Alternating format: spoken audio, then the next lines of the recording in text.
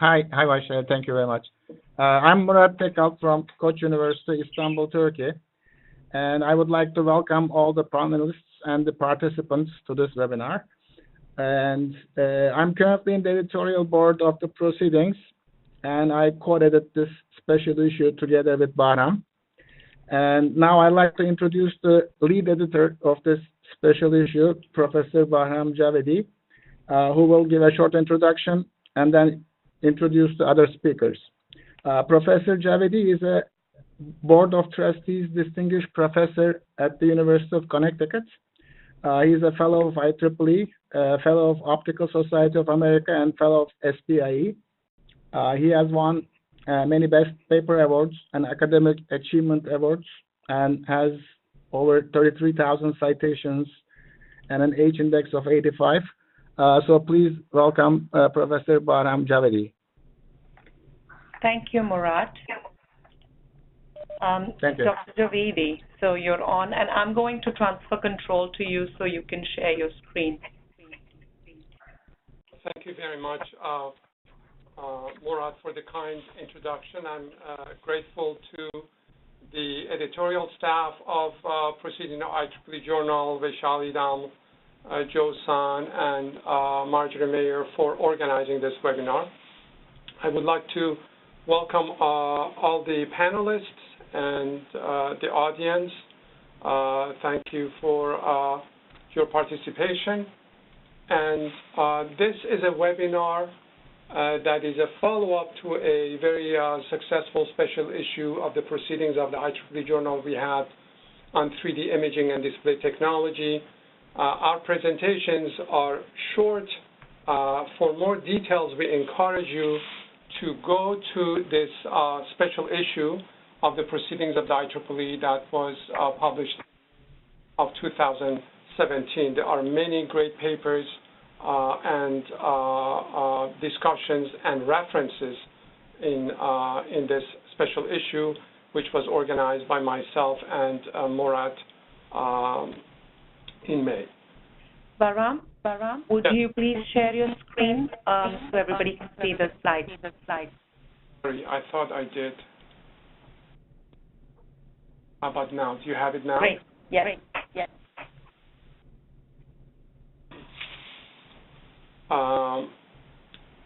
The special issue of the Proceedings of the IEEE Journal was published in May of this year, so we encourage you to visit this special issue for additional details. The panelists are, I am the moderator, Professor Jung Young Sung of Konyang University, South Korea, Masahiro Yamaguchi of Tokyo Institute of Technology, Japan, Hong Kua of University of Arizona, United States, Manuel Martinez Corral, University of Valencia, Spain, Osamu Matoba, Kobe University, Japan, Yipei Huang of National Chiao Tung University in Taiwan. There are a number of approaches on displays. Some of the prominent ones we'll discuss here. Holographic displays, of course, are a very strong and well-pursued technology, and sometimes they're called the ideal display for the properties that they have. This will be discussed in more details, particularly by some of the other panelists and Professor Sun. The main principle of holographic displays are that for an object is illuminated by a coherent beam, and the diffraction pattern off of this object is recorded by a recording device, such as an image sensor, CMOS, CCD, or high-resolution photosensitive material, and that is interfered with a reference beam. A holographic pattern is recorded. Even though the sensor is 2D, 3D information about the object is recorded through recording of the optical path length, and when the hologram is illuminated with some kind of a reference beam, the 3D is reconstructed, 3D object is reconstructed. This particularly has applications in biomedicine and 3D microscopy for recording and visualizing, recording cells, microorganisms, and then visualizing them. This is an example of, for example, red blood cells a hologram of red blood cells are recorded and reconstructed in this example. More discussions of this will be provided by Professor Metoba later in this presentation.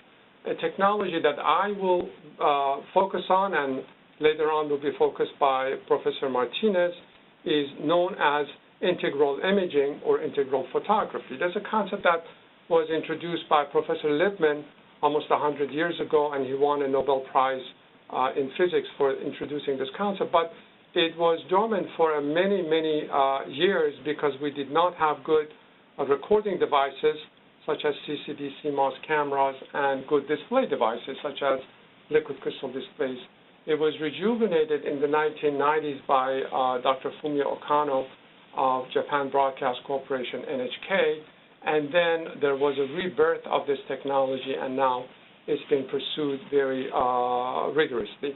The concept here is that if you have a 3D object and you have a 2D recording medium, such as film or CMOS or CCD camera, if you put an array of lenslets in front of this camera, each lens records different perspectives of this 3D object. So you're recording not only the intensity coming off from this object as you do in conventional photography, but you're also recording angular information, different perspective information of this 3D object.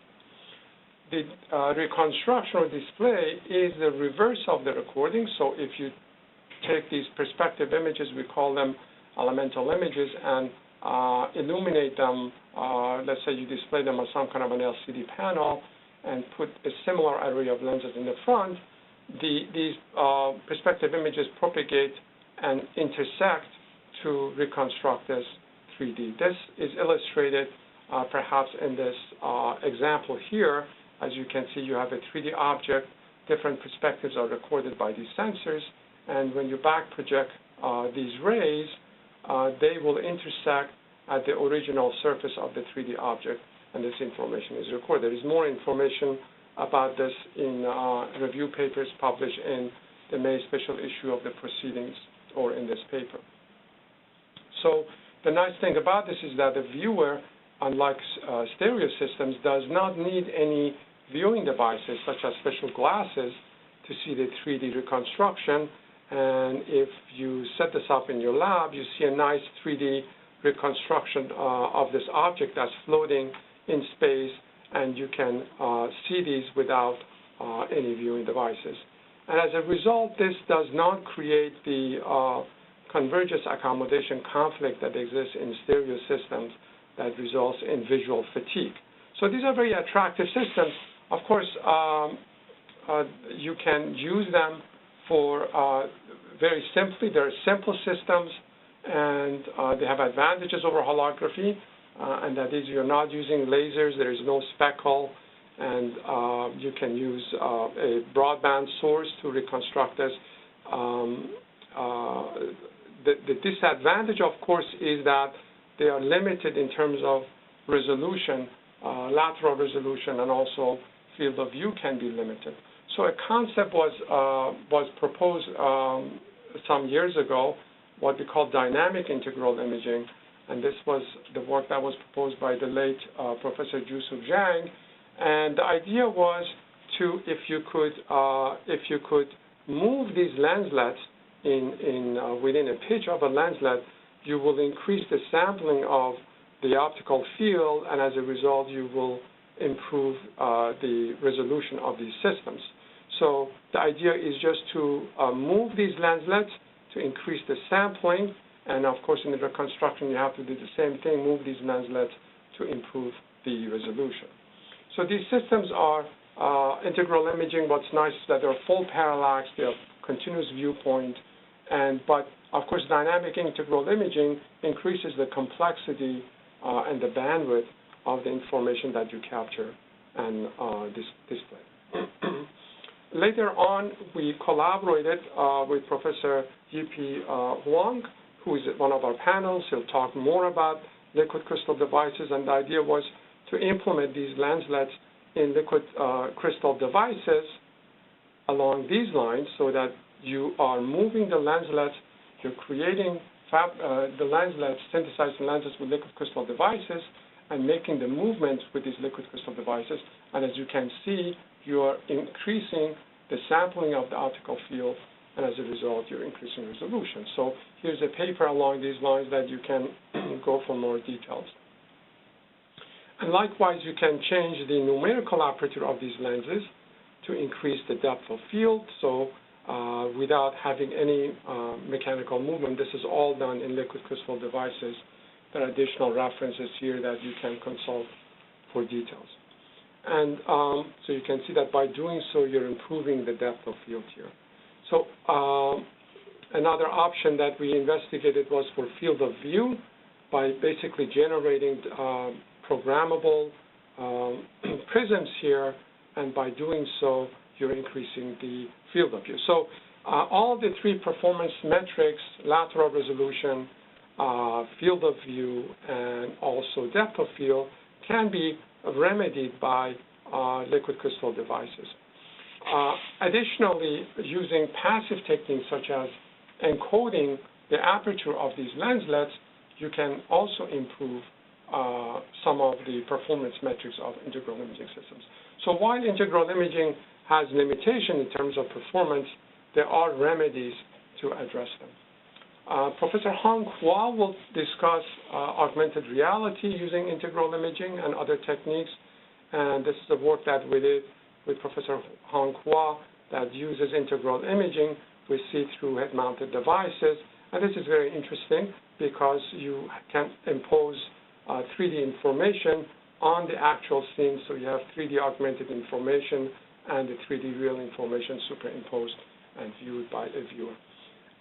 Finally, passive 3D imaging or active 3D imaging, they can be very helpful in degraded environments.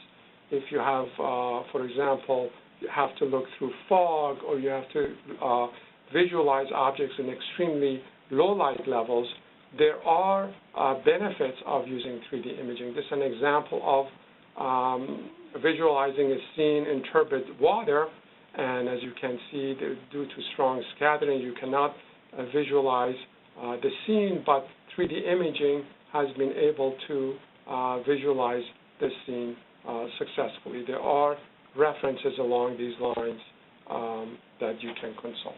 So with that said, I thank you for your time, and we can go to the next panelist.